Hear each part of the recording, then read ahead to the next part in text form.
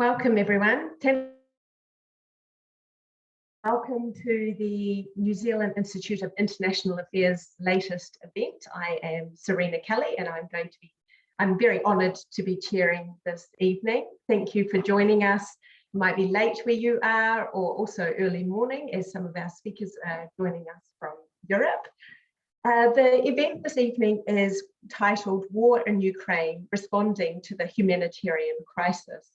So it's quite a different event from our last one that some of you may have attended, which was more political. I obviously think this is going to be more emotive than our previous one, but also a very, very important topic. So it's been organised, as I said, by the New Zealand Institute of International Affairs, and we're really proud to provide a platform like this that's non-political, non-biased, and as you've seen, we've got a real range of speakers this evening. So if you like what we're doing, you can go to our website and sign up and become a member if you like. So the three speakers we've got this evening come from a variety of backgrounds. So we've got the media, an academic perspective, and also the perspective from an NGO. I will now introduce our speakers, and they're going to speak one after the other in this order. And then at the end, they've said that they'll stay on and join us for a Q&A. So feel free to write questions in that Q&A section, and we will try to get to as many questions as possible by the end of this event. So our first speaker is Lisette Reymer. Many of you may have seen her on the New Zealand news. She is the European Correspondent for Newshub, a New Zealand television news service.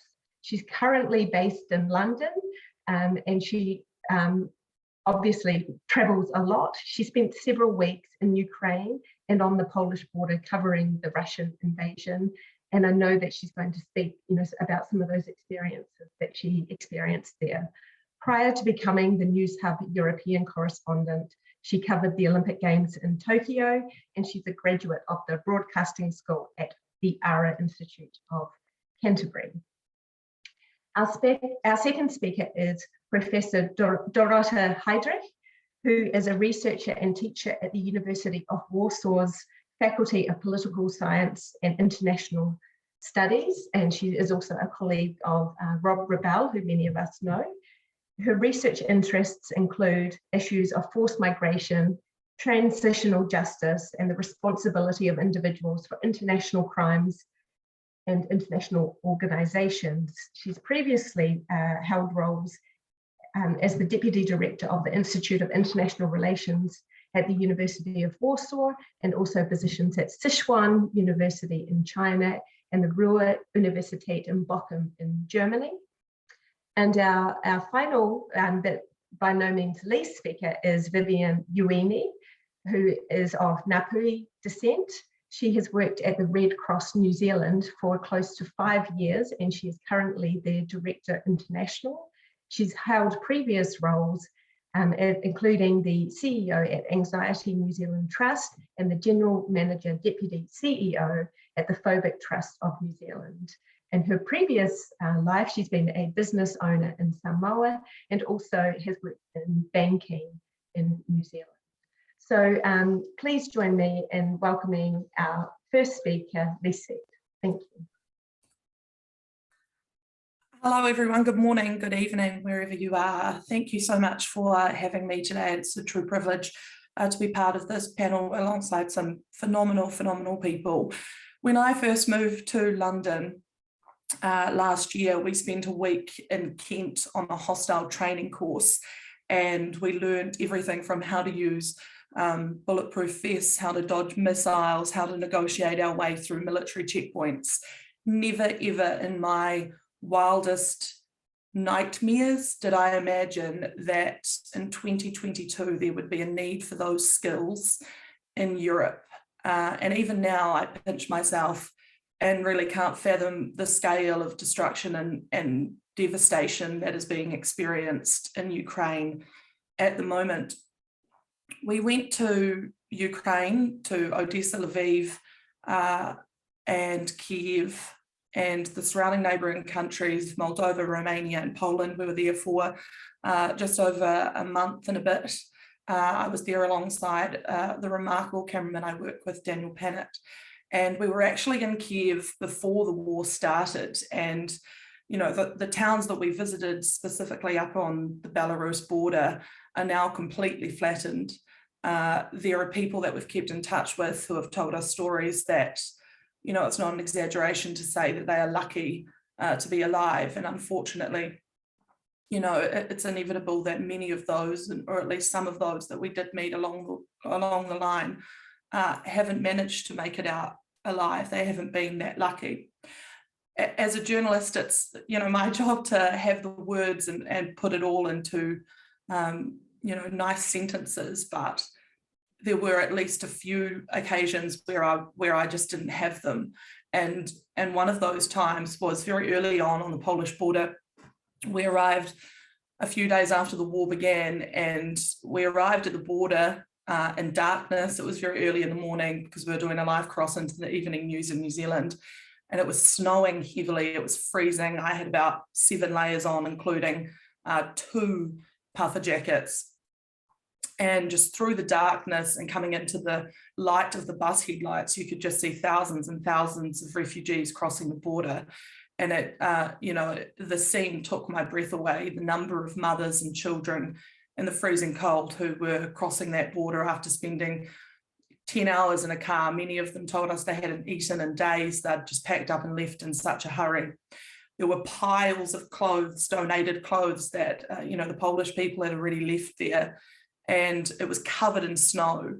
And you would see mothers trawling through that pile of clothes, searching for socks or jackets that they could use to help keep their children warm. You know, the desperation was already at that point incredibly clear and incredibly confronting. I remember not being able to keep up with the United Nations figures of how many refugees were coming across that border. Every bulletin it would change, it would jump from 100,000, 400,000, 500,000, 1 million. And now I think, you know, I checked it this morning and it's closing in on 5 million that have left Ukraine. Many more millions have been displaced internally. At the time, we thought that what we'd seen there on the Polish border was bad. We had no idea what was coming.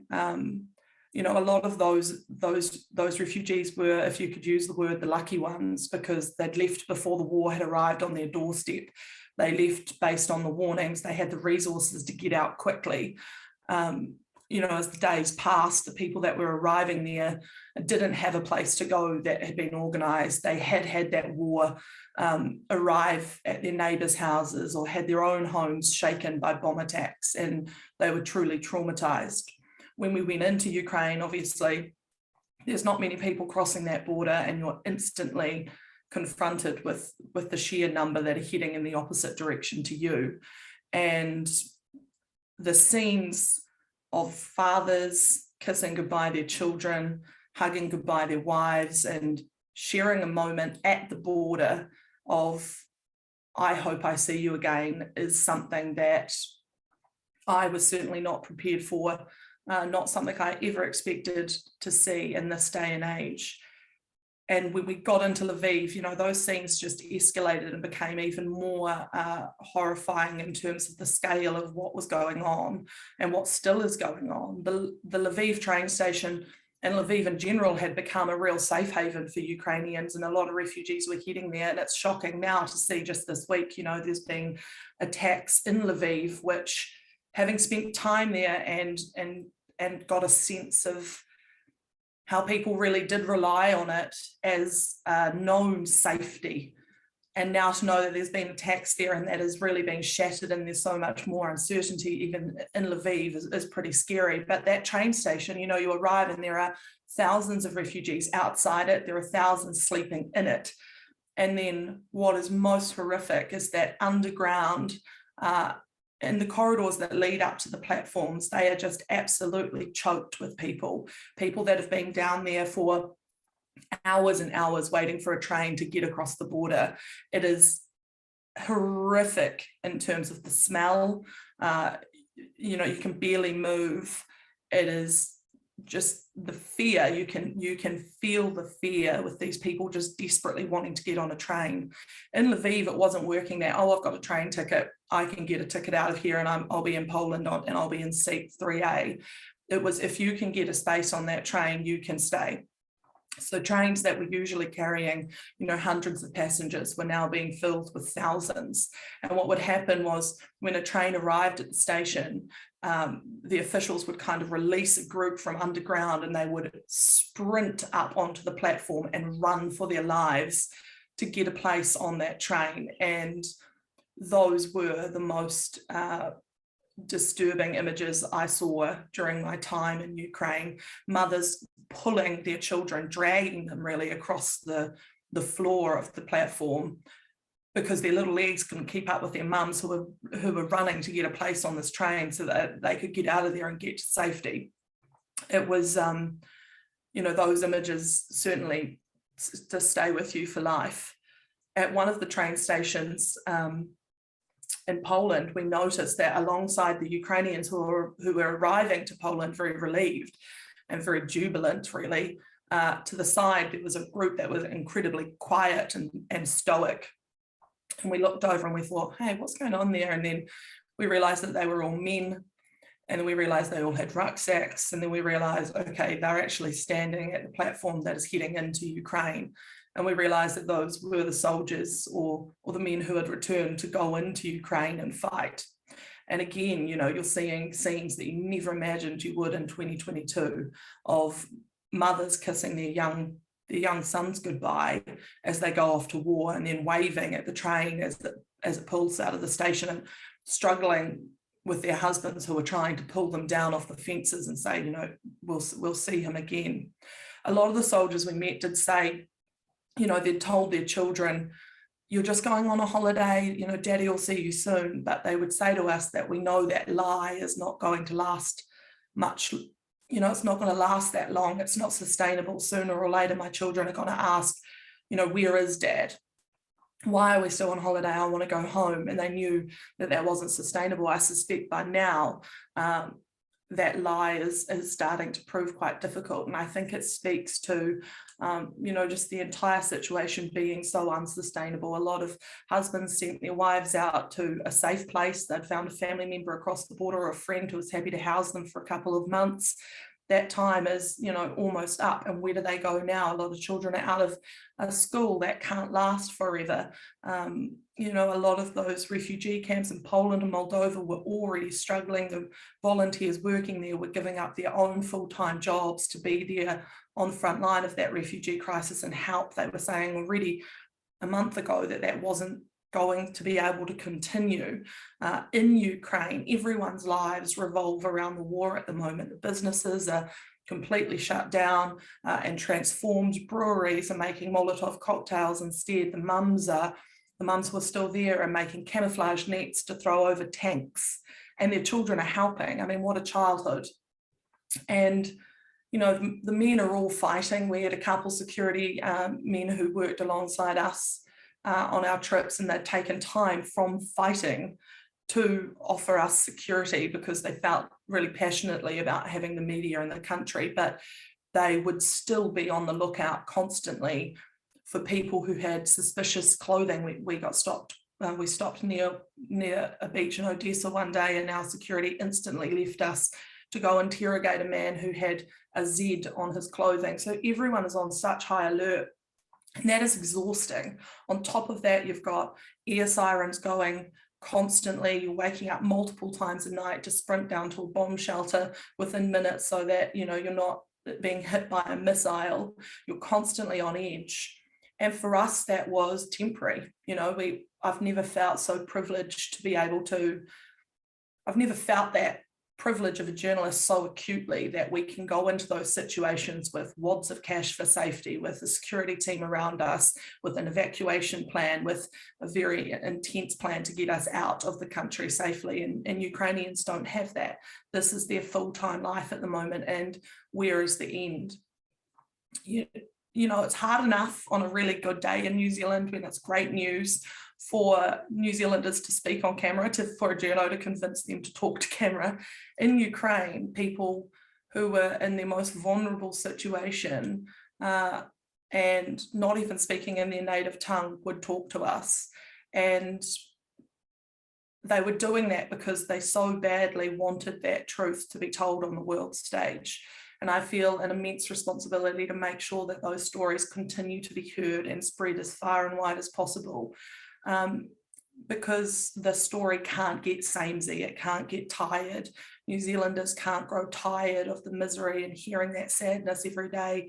The government can't move on to the next crisis and start prioritising something else, because this is going to last for years. You know, the damage and the recovery from this is going to last generations, and it's up to all of us to make sure that the focus remains on it, because it is the scale is just unfathomable. Obviously, I'm happy to take any of your questions after this, but thank you so much for allowing me to come here and continue to tell what I think is an incredibly important story at the moment and this century.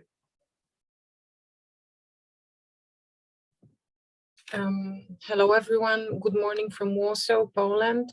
It is my turn now to take the floor, or rather the screen. I'm very happy that I can be here with you and share my opinions, thoughts and experience with what has been going on in relation to the war in Ukraine, the humanitarian crisis that has been developing since the beginning of the war. We are almost, unfortunately, going to be 2 months from the beginning of the Russian aggression against Ukraine soon. And obviously, as all crises, wars, armed conflicts, human rights violations, massive violations of human rights, that has provoked a large humanitarian crisis that Poland, as the neighbor of Ukraine, has been seeing since the beginning of the armed conflict, of the aggression, since the 24th of February. I was asked by the organizers of this panel to talk about the regional response to the humanitarian emergency, especially in the context of migration, of forced migration from Ukraine. However, for obvious reasons, I am much better informed about the situation here in Poland, but I will also try to give you some concise information about what is going on around. So let me start with the assessment of the situation. I have verified the UNHCR data for today morning Warsaw. So the approximate number of all individuals from Ukraine, citizens of Ukraine, but also those who had permanent residence permit in Ukraine, who crossed internationally recognized borders to neighboring states is approximately 5 million people. What we need to take into account is that the international agencies estimate that there are over 7 million Ukrainians internally displaced within Ukraine, which potentially, obviously, depending on the situation on the ground, can lead to more migration, to more border crossings to neighboring countries. Poland has been the country of destination of most of those who crossed international borders. For today, for the morning, we have had 2,800,713 crossings, Ukrainians crossing to Poland, but that's an overall number. Since before the Russian ship Moskva was sank and before the retaliatory action against the Ukrainian cities started, the bombing of Lviv in the past few days and of other cities, and obviously the escalation of fighting in the east in Ukraine, some of the Ukrainian citizens started going back to Ukraine, even though they were advised not to. The city mayors, including Klitschko, the city mayor of Kiev, informed the citizens not to come back, advised the citizens not to come back to Kiev, as the situation was not safe. But as those of you who have been following the news, I'm sure you know that some of the Ukrainians decided to go back either to visit their families, their friends. The unfortunately, even the graves of those who were killed during the war. Some of them are planning to go back and for the moment to stay in Ukraine permanently, but obviously that will largely depend on the situation on the ground. The 2 days ago or 3 days ago, that was already, we had the first day of a bigger number of Ukrainians crossing back from Poland to Ukraine than those numbers of Ukrainians or citizens of Ukraine and other nationalities crossing from Ukraine to Poland. But that obviously is very dynamic. The situation is very fluid with the threats of bombing, shelling, and attacks against Ukrainian cities that may change. We never know what to expect the morning that we wake up. So Lisette was telling you about the numbers, following the numbers of the refugees, but also following the story in Ukraine. This is very difficult. We all know that. I'm sure that all of us, when we wake up in the morning, we don't really know what to expect. In the news, and I don't know if you've had a similar experience, but when I get push messages on my mobile phone from BBC or from any news agencies, I know this is about Ukraine. I never know what information is going to come through. So as I have said, Poland is on top of the list of those who crossed, but we also have over 700,000 Ukrainians crossing to Romania, over 500,000 crossed to the Russian Federation. Hungary is next with over 450,000 people, and then Moldova, similar number of 420,000 people, Slovakia, and a very small number to Belarus. The humanitarian crisis that we've been experiencing here in Poland since the 24th February has largely been addressed by the people, by the civil society organizations, and by individuals. The government was not doing much at the very beginning. There is still very little coordination of governmental action. However, this is improving.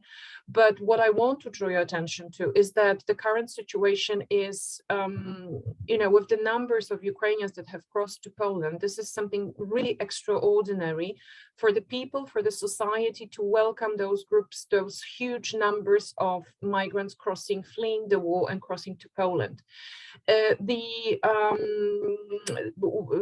Polish cities, Warsaw included, decided to organize help also at the local level. But if you talk to anyone who is from Poland, I'm sure they will tell you themselves, or they will have friends or family who have decided to take Ukrainian families, mainly women and children, because it's for a very long time now, men have not been allowed in the age when they can be drawn to the military forces, to join the military forces. Men were not allowed to leave Ukraine. So mainly women with children, families. Poles have decided to take them under their own roofs into their apartments, sometimes small, sometimes bigger. But there was very little coordination from the government and institutional level. That obviously was unsustainable and is unsustainable at this point. It was clear from the very beginning that there needs to be a state level coordination. But and obviously that was very optimistic, and it was amazing to see how we all reacted to the situation. But I also wish to draw your attention to the fact that right before the humanitarian crisis and the war in Ukraine started, Poland has been dealing with the problem at the Polish-Belarusian border, which is over 180 kilometers long. Since the summer last year, Lukashenko's regime, the Belarusian regime, has been pushing migrants coming predominantly from Middle East countries, but not only, also African countries and countries which are regarded to be safe countries, like Turkey, for instance. The Lukashenko regime have been pushing them, and the authorities, the border officers have been pushing them through the Polish-Belarusian border. The Polish authorities decided not to accept asylum applications from these people, pushing them back to the territory of Belarus, or to the territory of a no man's land in which it was claimed by the Belarusian and the Polish authorities that none of those countries had authority over the people. The situation there at the Polish-Belarusian border is no better at this point. However, with the current humanitarian crisis that is related to the war in Ukraine, the government and institutions, and also the media and the public opinion have been focusing on the migration, on forced migration from Ukraine. Just to compare the numbers, it is estimated that with comparing the crossings to Poland of over 2,800,000 people crossing from Ukraine to Poland, it is estimated that approximately 10,000 individuals, we don't know the exact numbers, I will explain why in a moment, but approximately 10,000 individuals have crossed the border, the Polish-Belarusian border, since the beginning of the crisis in summer last year. So the numbers here are really small, but the nationality, ethnic origin, skin color, and religion of these people is different than those who are crossing from Ukraine. So also the public opinion here in Poland was not that much, it was not supportive of accepting the asylum applications or helping those who were strained at the Polish-Belarusian border. For the moment, there is a barrier constructed on the Polish-Belarusian border that is going to stretch along the border, as I've said, over 180 kilometers. It's going to be very, very expensive, and there are also concerns related to the issue of putting a barrier in the forest in which animals won't be able to cross anymore from Belarus to Poland, which, according to specialists, is going to change the situation environmentally in the area. But at the same time, we still have individuals waiting for assistance there that are not assisted because the government, the Polish government decided to seal off the area. So there are 183 villages and small towns that have been sealed off from the territory, in that sense that there is a state of emergency and you cannot enter the territory without special permission. So we do know what is going on there because some humanitarian agencies were finally allowed to get in, but at the same time, it is estimated that approximately the numbers differ, but approximately between 30 to 70 people try to cross the Polish-Belarusian border every day, and most of them would be pushed back to the Belarusian territory.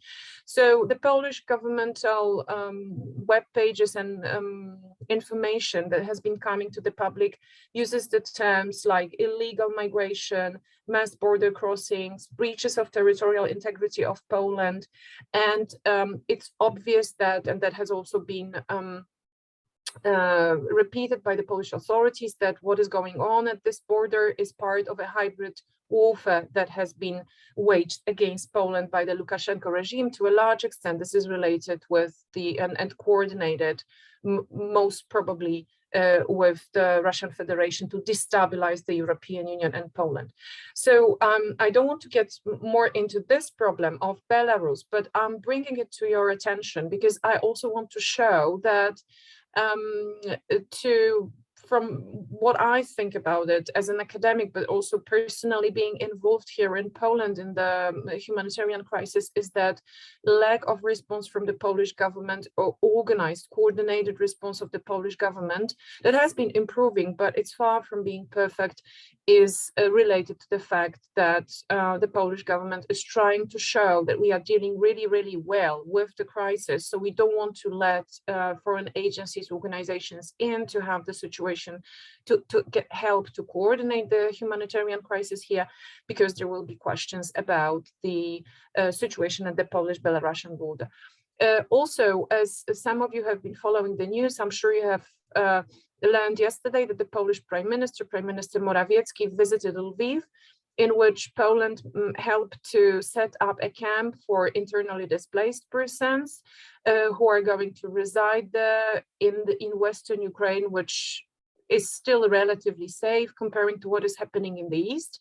Here in Poland, the response was not based on, it was based on the idea that everything will be temporary. So there were the reception centers that were prepared, were rather big halls with that could assist thousands of people.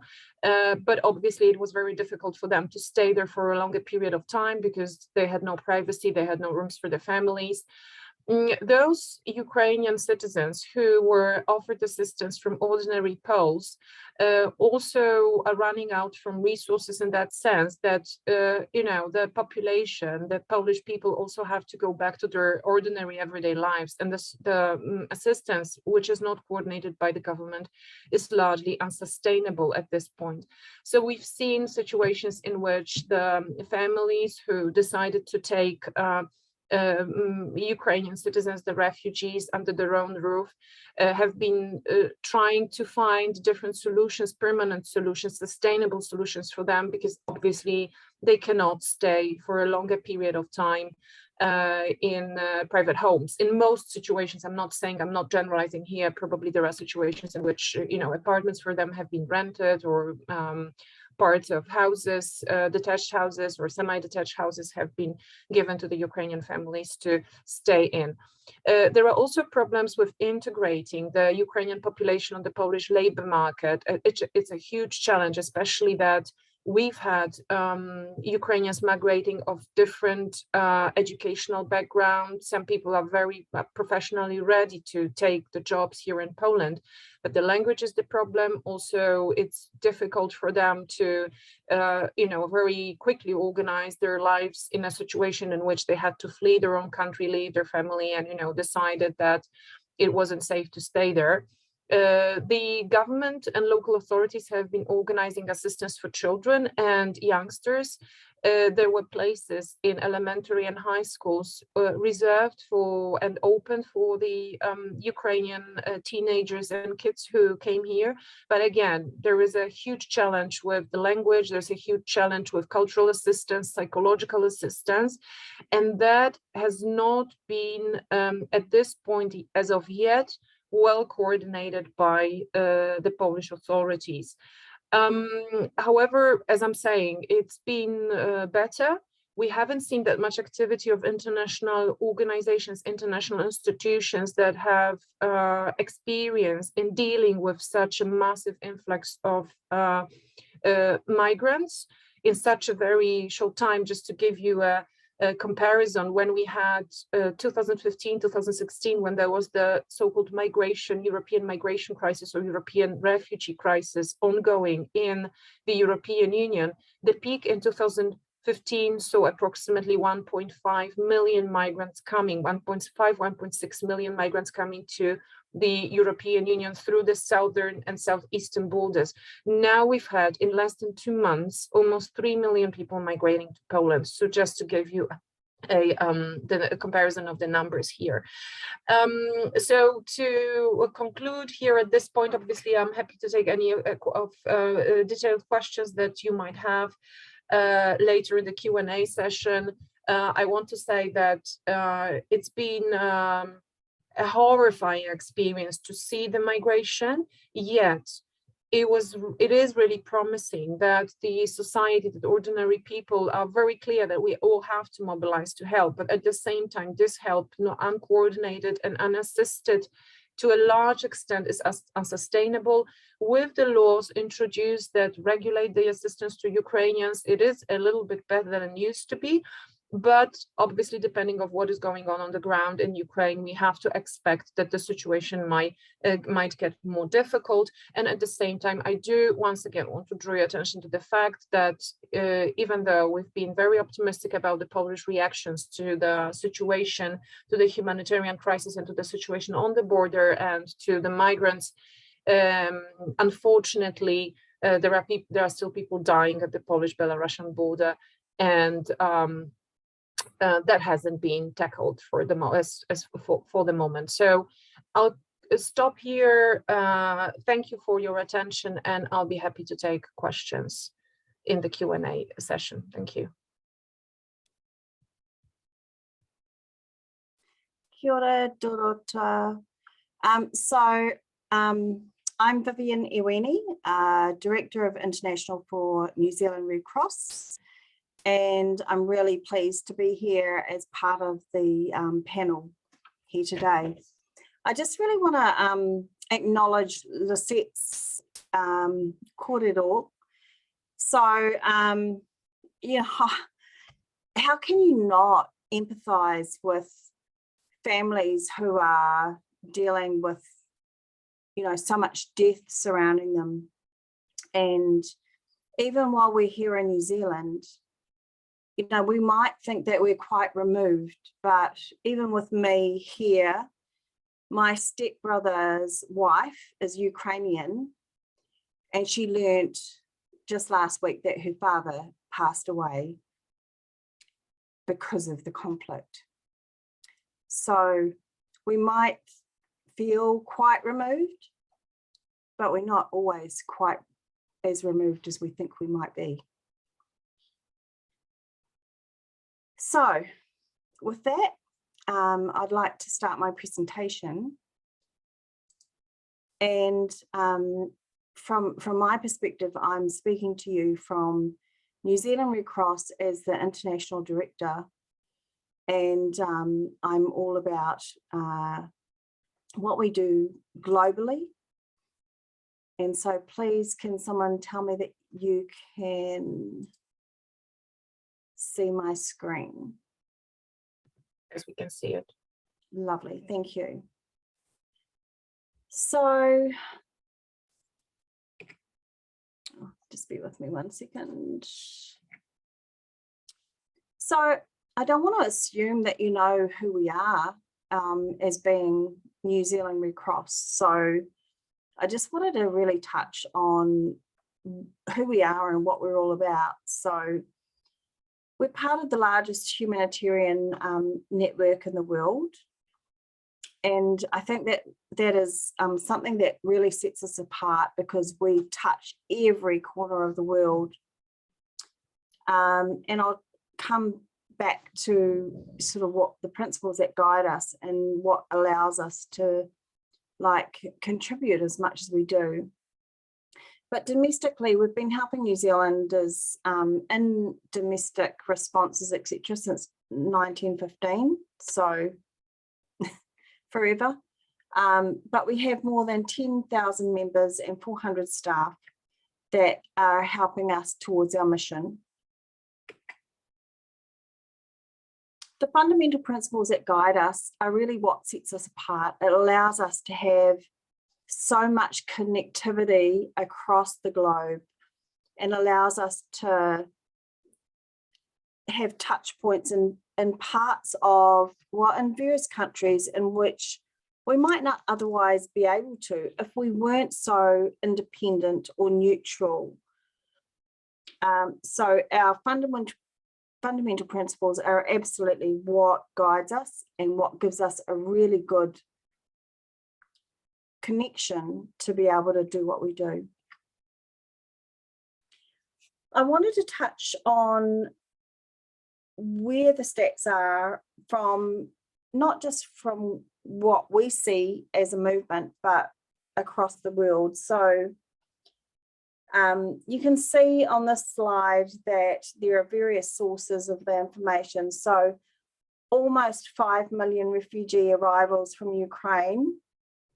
There are 7 million internally displaced people. Attacks on healthcare facilities are around 136. 957 attacks on education facilities, and just shy of 1.8 million refugee arrivals from Ukraine.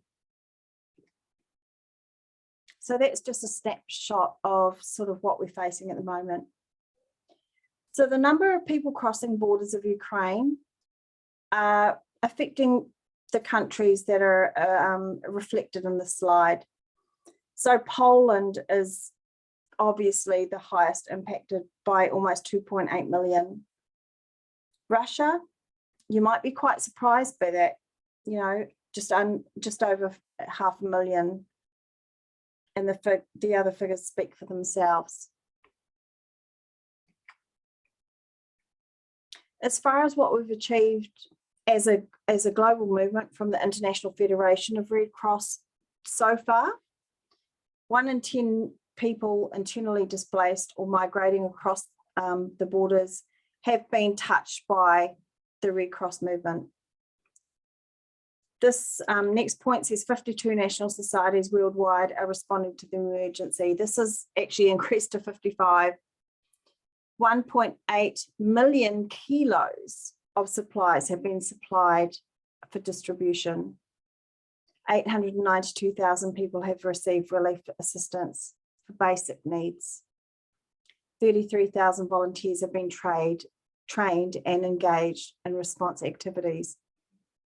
And we can't underestimate the value of the volunteers that our movement places on what we do. You know, our volunteers the whole movement has actually been really built on what our volunteers do. And 891 humanitarian service and or distribution points have been established or supported.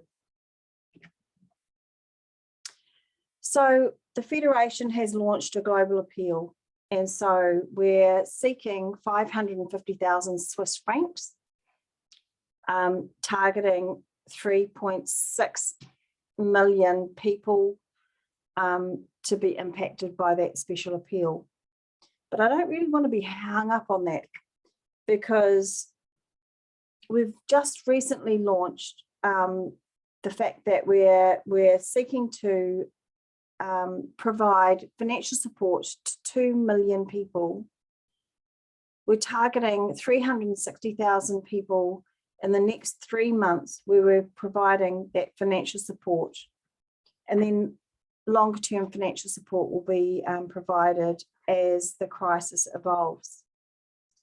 The Federation has launched its response plan, which is equating to 1.2 billion Swiss francs, which aims to assist 3.6 million people over the next 2 years with multi-purpose cash assistance, health and care, water, sanitation, hygiene services, as well as shelter and housing support. And of course, the appeal for the 550,000 Swiss francs will support that. I think it's really key to point out that the first point, where we're seeking to provide financial support to 2 million people, is the biggest response that we've ever attempted. But that is a reflection of just the enormity of this crisis. Just wanted to touch on the deployments. So as a global movement, all of the national societies seek to support the International Federation around deploying personnel to support whatever the need is. So this slide here shows the countries that we're supporting. So very clearly, the majority is in Ukraine, but also around the neighbouring countries. There are challenges around deploying into Ukraine, and the biggest challenge is around us being able to deploy personnel into Ukraine and being able to provide them with adequate protection. And I'll touch on that a little bit later. But it's a lot easier for us to provide support to the neighbouring countries. The types of profiles that we're deploying to are varied. It's not surprising that it's around shelter. There's a huge demand on information management. We have 2 emergency response units around healthcare.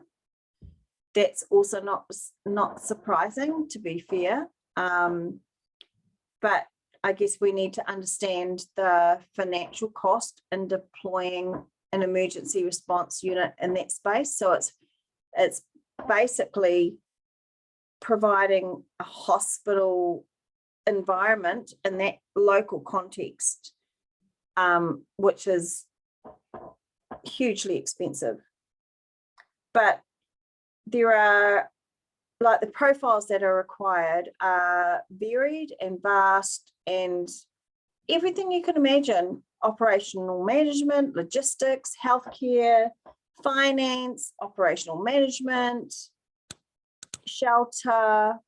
You know, it shouldn't be surprising.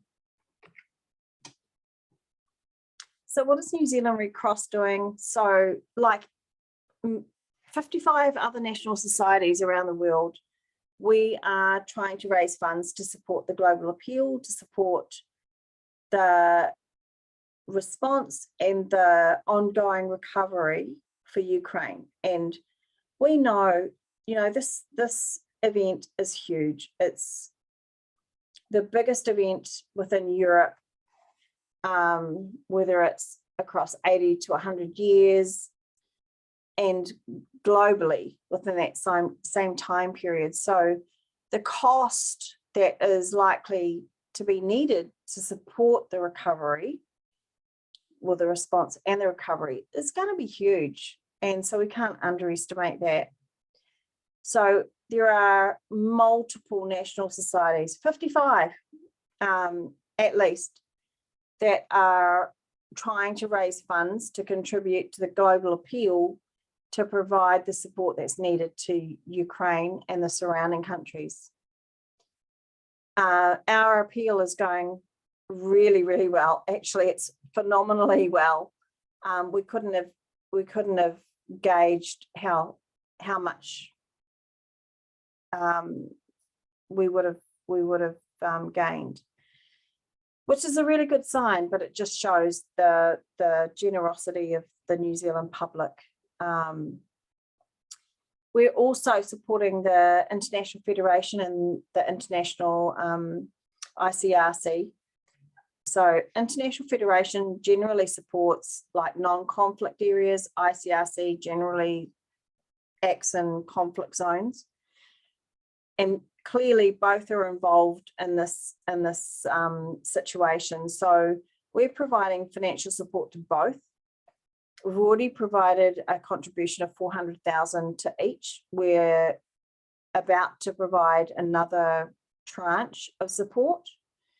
And we're also willing to provide delegate support. So when it comes to delegates deployments, we have a security delegate that's already in Ukraine at the moment. So he's in Uzhhorod. He is hoping to go to Lviv next week. But it depends on what happens. You know, the whole situation is completely fluid, and it, like when he even messaged me last week, you know, all the activity was based on the east and not on the west. So we've got this whole corridor, which we call an orange belt down the west, that we think is like a safe zone. So we had this safe zone, and all of a sudden that safe zone has been compromised. So we're not quite clear on what that safe zone looks like just at the moment, but hopefully we go back to the safe zone that we thought we had a week or so ago. We also have a delegate that's based in Budapest who has been deemed as a roving delegate. So her role is in information management, and we're absolutely reliant on the intel that comes out of those local contexts. And so her role is based in Budapest, but she's supposed to be roving around all of those neighbouring countries, but with the possibility of going into Ukraine. We've signalled a reluctance for her to go into Ukraine because we have a challenge around insurance, and I'll touch on that in just a moment. But we're really open and welcoming of sending delegates into the neighbouring countries. So what are some of the challenges? So I think, you know, this is the whole enormity of this crisis is just uncomprehendable. You know, it's the biggest thing that we've ever had to face, certainly in my lifetime. And we just really don't know what we're facing. It's so fluid. Because of the enormity of the crisis, the recovery time, you know, I think we sort of estimate there was something around the 2-year timeline. It could be a lot longer. It absolutely could be a lot longer. So the funding that's going to be required for the response and the recovery is going to be huge. So we can't underestimate that. The need to scale up quickly.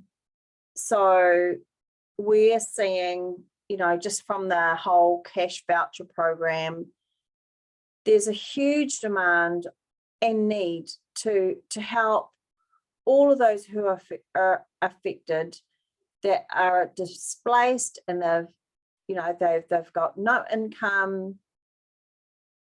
The needs are huge, so we need to be able to meet those needs really, really quickly. So how do we do that? So we need to have the capacity to do that. So I think the need to scale up quickly is really important. And I think that sort of links to that last point around capacity, but managing the risk is also another really key point, because it is such a fluid situation. Like 1 minute, the West isn't being focused on, and then the next minute, the West is being bombed. So we can't be relaxed. We've got to be on call the whole time and not become complacent. As far as New Zealand Red Cross goes, that whole risk assessment thing is a challenge because everything is changing so quickly. The insurance piece has been a major, major challenge for us because we have an insurance policy in place. Whilst we thought we had an element of risk, of war risk insurance, it hasn't quite been what we thought it was, and the insurance provider has changed things, and it's costing, like they've added on additional premiums and reduced the level of cover. And that, to be fair, hasn't really sat quite well with us, because we're not going to send our delegates into a war zone if we don't feel that they're adequately covered. And then I think that last point around managing delegate expectations is sort of quite a nice to have, because our delegates are really chomping at the bit to like get in there and help. But we've actually got to take a measured approach, because we're not going to send them into something that we're not comfortable to send them into. And obviously, at the end of the day, they need to be able to balance those risks and make their own decisions. So in a nutshell, you know, the whole scale of the event is huge. There is so much we could do. There's so much we want to do. There's so many risks that we have to balance. But we need to do it in a really measured approach. And it's really hard to separate our emotions, especially when, you know, there are connections. So, yeah. Tēnā koutou katoa, I'll leave it to you.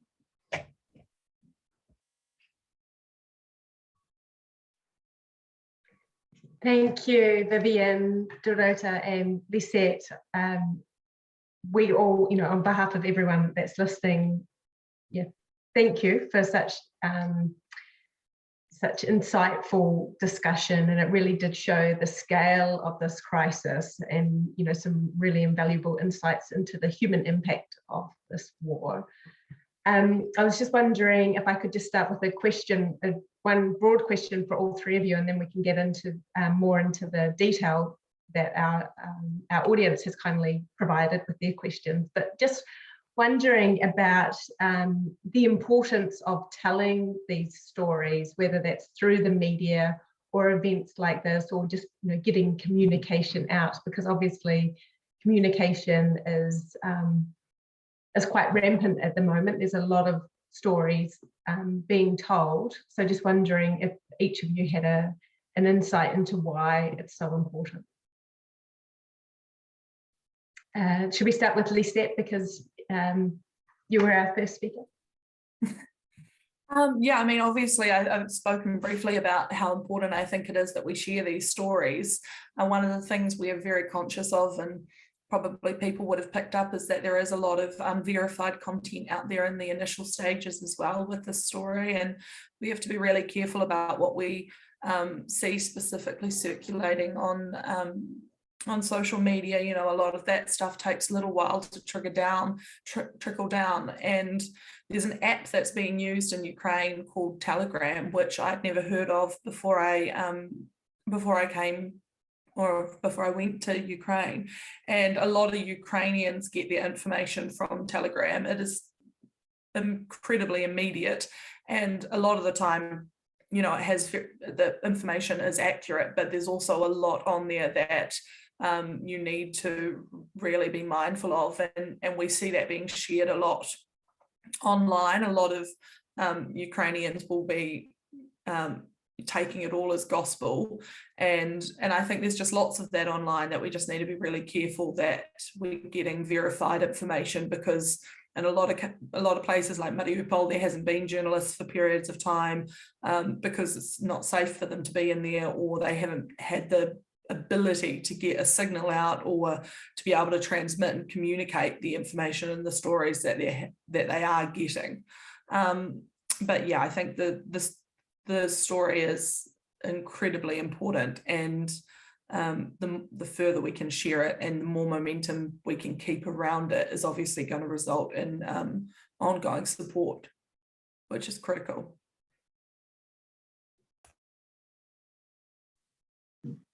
Shall I take okay, I'll take the screen now.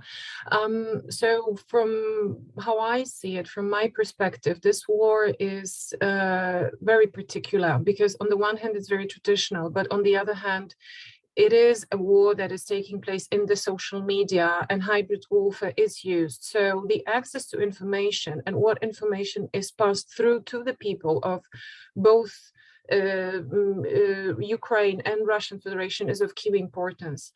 I think what Lisette has just said about the fact that Ukrainians are sharing information via Telegram, but they also have Instagram accounts, and there are millions of people following the Instagram account of President Zelensky and his wife, and also other officials. Also, Twitter is really important in passing through pieces of information. But at the same time, that information, those pieces of information, can access only those who are not blocked from accessing that. So the Russian Federation citizens basically have very little access to verified information. As we know, the social media is under huge pressure and is controlled, and basically is blocked from the Russian people, which means that even though we verify the information here in Europe and around the world, I think that it's much more difficult to make sure that the verified information gets through to the Russian population. I think it is also very important, and this is something that actually surprised me a lot at the beginning of the war, after the Russian aggression against Ukraine, the fact that the usually classified the information coming from the American administration, usually classified, was largely made public to the public opinion in Ukraine and throughout the world, and also the I think the fact that the American administration was doing everything to declassify information about the Russian forces movement, but also about everything that is still ongoing on the territory of Ukraine, is really important, because we can get the same went for the information coming from European governments, like the information of secret services intercepting exchange of information between the military officers and the soldiers on the ground in Ukraine, the fact that there have been, I think it was, I'm not sure that it was the German, it was information that came from Germany or maybe from another country. I'm not sure about that at this point, but there was some calls intercepted between the Russian soldiers and their members of the family that tell us a lot about what is going on the ground. But what we still need to keep in mind is that that information also needs to be verified. So for instance, what I have, one thing was that surprised me at the beginning of this war was that there was so much information coming from the official governmental sources from Western governments. But the other thing was that most of the media, usually when they pass through the information, what they say is like the BBC, for instance, or the CNN or the other news channels, they always tend to say, we cannot objectively verify this information, even if it comes from Ukrainian sources. So I think it's very important that we keep objectivity here. We are inclined to look at the information that comes from Ukrainian sources as objective and as not as fake news. But at the same time, what we need to remember about is that there is a lot of trolling and a lot of involvement of the Russian trolls in the Ukrainian media. So very often the information that comes, it's difficult to, at the very beginning, to verify whether it is really coming from the Ukrainian sources. But then on the other hand, what we have is that we need to be very careful about, the Ukrainian Telegram also published information about treating Russian prisoners of war, which was largely condemned by lawyers and international humanitarian agencies, but was praised by those who support Ukraine. And with our hearts, we are with the Ukrainians. But on the other hand, we have to be very careful not to praise the information that is showing in that case, grave breaches of the Geneva Conventions and the war crimes committed also against the Russian POWs. I don't want to say that, I don't want to say that we have to be objective to that extent to claim that both parties are guilty of the same, but I'm just saying that information that we get, especially for the academics, for the journalists, but also for the larger public opinion, should be treated with suspicion, because we live in the times of the hybrid warfare, and we live in the times of fake news and misinformation, disinformation. So I think it's very important that whatever we say, we cross-check it, we double-check it, whether the information is really, and the news that are passed to especially to the general public, whether it has been verified as true and trustworthy. And Vivian, did you have a comment on that question?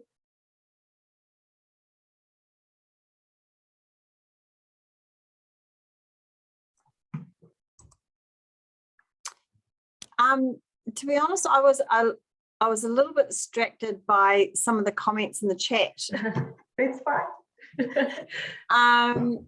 Yeah, so maybe I can address some of what I've seen in the chat. Is that okay? Yep, go for it. Yeah, so just be with me 1 second. Yeah, so there was a comment around the disinformation around both sides, and I just wanted to make a comment around that. So we're only guided by the information that we're given through our movement, and so we're not distracted by all of these other sound bites, if you like. So yeah, so we're really dictated by what we see and not what everyone else sees. And I think maybe this is a really good time to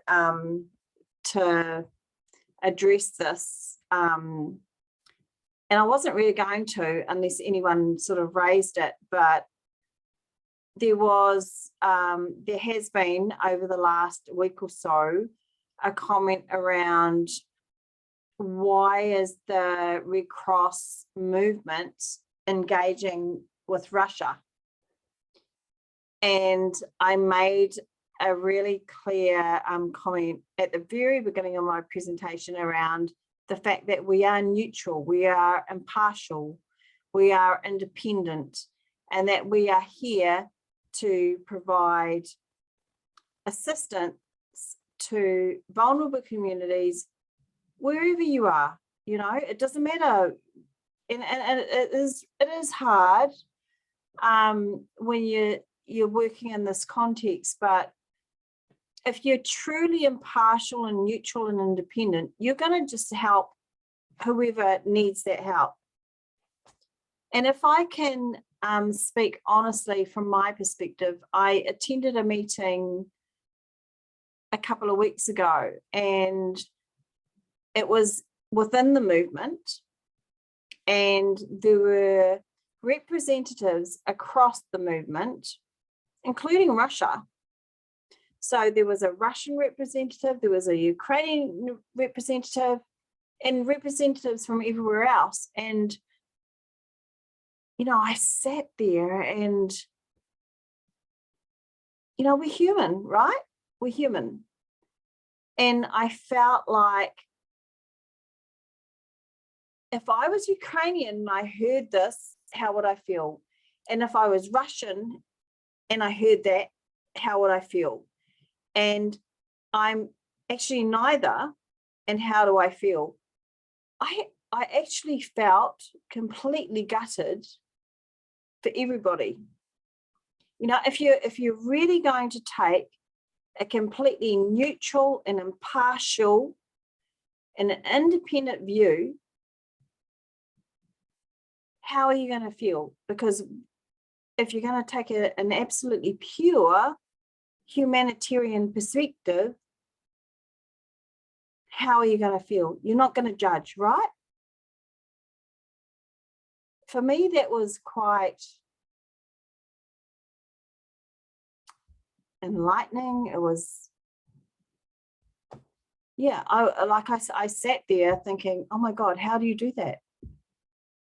But if you're truly a humanitarian and you want to be there for the good of everybody, you got to separate all of that stuff. You have to separate all of that stuff. And it's not easy. And I think for me, when I sat in that meeting and I saw, you know, I was sitting with the Secretary General of Ukraine and the Secretary General of Russia. It's like, oh, how hard is that? You know, it's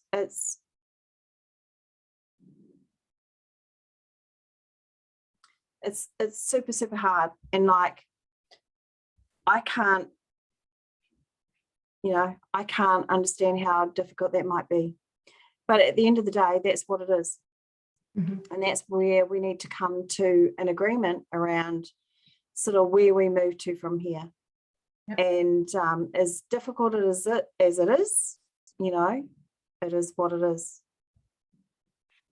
Thanks, Vivian. I've got a couple of questions here for Dorota from Andrew Wesbecky, and I think James Hunt's question is similar as well, about so Andrew was asking about, you know, the fact that it seems to be the Polish people rather than the government who are helping the crisis. Was Poland prepared? And yeah, so that was related to James's question as well. Is the lack of organisation coordination from the Polish government due to the severity of the crisis? Thank you, Serena. Okay, so let me take these two questions together, actually three, two from James Hunt and Andrew Wierzbicki one. So I don't think that any country has a emergency response system sophisticated enough to deal individually with that magnitude of a humanitarian crisis. Having said that, Poland definitely has less experience than some other countries of the European Union do. I'm looking at the European Union at this point, but I could, broaden my perspective to other places around the world. With the Rohingya refugees crossing from Myanmar to Bangladesh, does Bangladesh have a sophisticated emergency response system? No, it doesn't. It's not even a state party to the Geneva Convention, nor the New York Protocol on refugee status. At the same time, it has let in international agencies to help and to coordinate.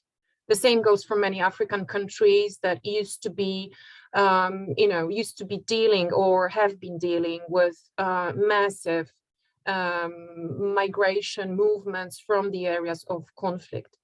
And that brings me to James Hunt's question. The international organizations, governmental organizations, not to mention non-governmental action, will not happen until the government requests an international organization, or at least agrees to international action to take place on the territory. That's the sovereign equality and territorial integrity and sovereignty principle that rules relations between states and international governmental organizations. Non-governmental organizations obviously function in the sphere of domestic law, so they have to follow the regulation that domestic law that governments put in place. It's not that the Polish government decided to completely distance itself from international agencies, but I want to be very clear here, and this is something that I've been telling for some time, and I haven't changed my opinion about that. I think that hasn't been enough. And that hasn't been enough. And again, going to what James asked about, there are some underlying issues present pre-crisis, in that sense that the Polish government is in a very difficult dialogue or discussion or debate or conflict with the European Union on issues of the rule of law, democracy, human rights protection, but also refugee rights protection. So those of you who have been following the information on that, I'm sure that you are aware that there is that we still haven't been granted a yes by the European Commission to use the money that the EU has been offering for the EU states to tackle COVID-related difficulties. The request that was made by the Polish government to the European Union at this point only led to coordination by the European Union of material support to the Polish government, bringing, coordinating as material assistance, like bringing some very basic amenities to the refugees, to the people coming from Ukraine to Poland, but also to some extent coordinating the actions between states of the European Union to transfer those who are willing to go further to Western Europe, that to some extent has also been coordinated by the European Union. But what I'm talking about here is that we do need experience from those countries and institutions that do have a sophisticated emergency response system, and we don't have it. And it's very difficult to build it in one day. We don't have housing, we don't have, we do not have experience. We joined the Geneva Convention only in 1991. We were not an immigration country. We used to be an immigration country, which means that we need know-how. We need people to sit down together, experts to sit down together and discuss the situation, what would be best to do. For the moment, that hasn't been happening to a large extent. And yes, I think this is related to the pre-existing conditions and pre-existing debates with international agencies that cannot act in a situation in which the government, they can act only to the extent that the government would allow them to. And one more question from Anna Gruczyńska here. Let me just very quickly go through it because I didn't see it before. There was different. Yes. Yeah, I did touch upon that in my presentation. So I do think that the Polish authorities, maybe it is a wrong word to use, but I think that the situation has been pretty comfortable to the Polish government, because the Polish government can hide behind the not fully coordinated but an amazing response towards the humanitarian emergency. All the other things were put aside. I mean, they haven't been put aside by the European Union, and those who follow the situation, we've been puzzled by what the Polish government is planning to do about the issues that are still there, that are still in place. But it's comfortable in that sense that it gives arguments in the negotiation strategy of the Polish government with the European Union, with the rest of the world. The support from the United States, the visits of the vice president, the president, the statesmen, members of the government, the military being brought here to Poland, gives a very clear signal that we do have good relations with the United States and the Western world altogether. But we cannot forget about those things that have not been ongoing well. The Polish and Belarusian border, there was another question whether there is, on the chart, whether there is any kind of feeling of shame among the Polish population about what is going on in the Polish-Belarusian border. No, because when the crisis was ongoing, the majority of the Polish population was supporting the governmental action in that regard. Is this seen as a problem at this point? No, because we have from 30 to 90 people trying to cross irregularly to Poland from Belarus. Is the public media talking about this? No, because this is very unpopular and very uncomfortable for the government. At the same time, there are people dying at that border, and they are not assisted because there is very little access to them. And once they are brought to Poland, if they manage to cross, they will be pushed back to Belarus, and their applications for asylum will not be taken into consideration. There is one more thing that I wanted to comment on, if I may. I know I don't want to take that long, but very quickly about what Vivian said, and about the situation on the ground and the involvement of the Red Cross movement and the Icrc in particular. There are non-governmental organizations that have to stay independent, and they cannot take sides, and they are humanitarian actors. But at the same time, it is really very difficult. Me as an academic, I do understand what war crimes are, what grave breaches of the Geneva Conventions are, what acts of aggressions are. At the same time, I understand that humanitarian action cannot discriminate against in the population. So I mean, you help everyone who needs help, but at the same time, the situation is very particular. So the crime of aggression, or an act of aggression of one state against another, it questions the how we understand the world, how we've understood the world since the Second World War, the crimes that are being committed, the forcible displacement of. Another question that there was in the chat was about those Ukrainians who are migrating to the Russian Federation. We don't know much about the forcible transfers of Ukrainians. We know that thousands of them have been forcibly transferred through infiltration camps to the territory of the Russian Federation. Some of them left voluntarily. Many of the people in the east of Ukraine have double citizenships, so they are Russian citizens. But at the same time, what we need to remember about is that, even the Russian criminal code prohibits forcible displacement, treating the forcible displacement of children as an act of genocide. This is written in the Russian criminal code. So it's so difficult to keep objectivity here, because on the one hand, we need to be humanitarian and we need to be objective, but on the other hand, we cannot be symmetric here, because obviously what the Russian Federation did was a blatant act of aggression that violated the very basic principle of the prohibition to use force against territorial integrity and sovereignty of another independent state. So I think I'll stop here because I have taken so much time. Thank you very much. I'll be happy to take any other questions, but I think we don't have much time remaining for this panel. Thank you. No, but thank you, Teresa. We really appreciate it. Yeah, I think I'm just going to take the opportunity, I guess, to ask maybe one more question. There was a question to Lisette about whether her experience on the border and in Ukraine, will that change the way you report in the future? What sort of lasting impact has it had? Yeah, I think everything about this experience will change me personally, but definitely the way I report. I think one of the biggest takeaways that's been really noticeable in this coverage is journalists are often, encouraged to be impartial, yes, and that's really important, but we're not meant to get too emotionally involved, and we're not meant to make it about us. And I certainly hope we haven't made it about us, but the emotion is so natural. And there were moments on the border and in Ukraine where people would start crying and you'd very naturally go to hug them or comfort them, which is not something you would usually do with someone you were interviewing. And at the time, I didn't really think about what I was doing. It's just a human nature thing to offer comfort to someone who is upset. And again, usually that is not something that would make a news story or be included in a news story. But it was happening so often that it just inevitably ended up included in our coverage. Those moments of like very raw emotion and shared compassion and shared, just distress over the situation.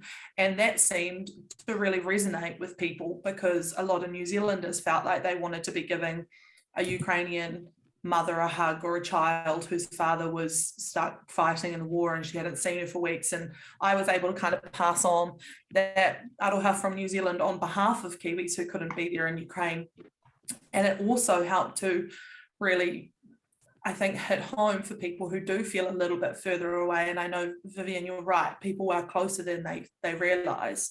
But I think seeing that emotion in such a raw way makes it so clear to New Zealanders and people all around the world what is happening on the ground there. And I think, we used to shy away from dramatic adjectives when we write stories and using those words that make it really emotive, but that was what we needed in this story to be able to convey properly what was happening on the ground. And I think what we've learnt, and what I've certainly learnt, is that there is a time and a place for that sort of journalism and for that sort of storytelling, and it can be incredibly important in stories like this to be able to make sure people get a full idea of just what is happening.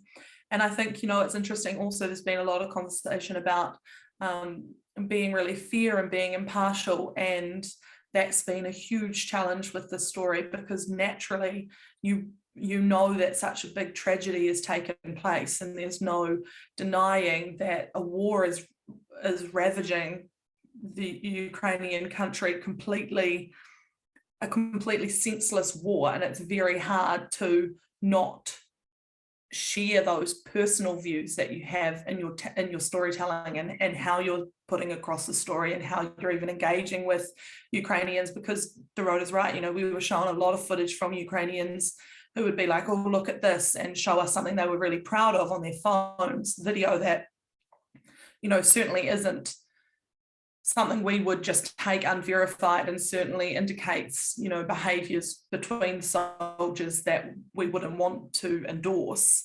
And, we had to be really mindful of that as well, I think, in our coverage. And it was something that I, thought about a lot, is, are we being really impartial? Are we being really fair to both sides, and making sure we're not getting caught up in the emotion of knowing such a tragedy is being inflicted on these people, and how can we report on it fairly? But yeah, it will definitely change the way I work going forward, without a doubt. Okay. Well, thank you. You can just see, what a topic this is, that we have gone slightly over. So I appreciate that our speakers have all stayed on.